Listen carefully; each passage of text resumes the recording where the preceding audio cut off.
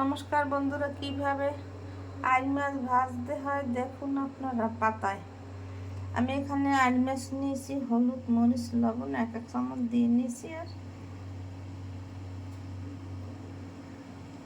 আবার পেঁয়াজ আর রসুন এক চামচ দিয়ে নিয়েছি।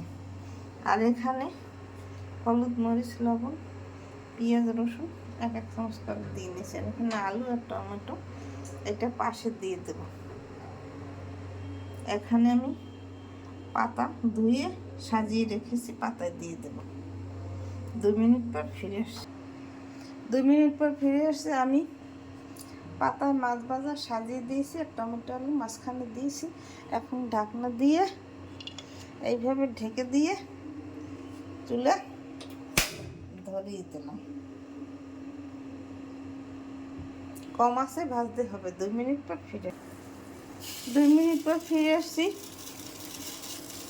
মাছ থেকে জল বেরিয়েছে, এই জলটা টানবে।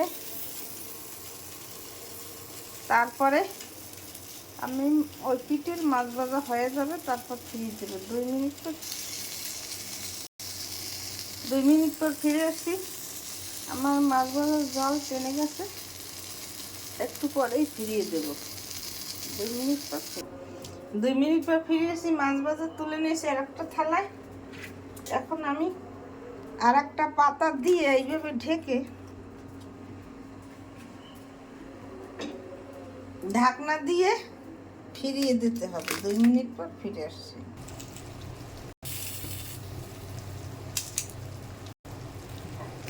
2 মিনিট পর ফিরে আসছি। আমি মাছ ভাজা ফিরিয়ে দিয়েছি, এপিট হয়ে গেছে। এখন একটু তেল ঘুরিয়ে ঘুরিয়ে দিতে হবে।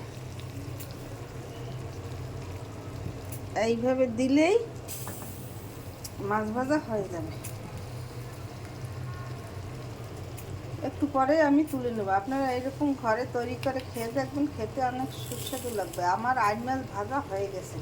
আমার ইউটিউব এবং ফেসবুক চ্যানেলটা লাইক কমেন্ট শেয়ার করে পাশে থাকুন। ধন্যবাদ।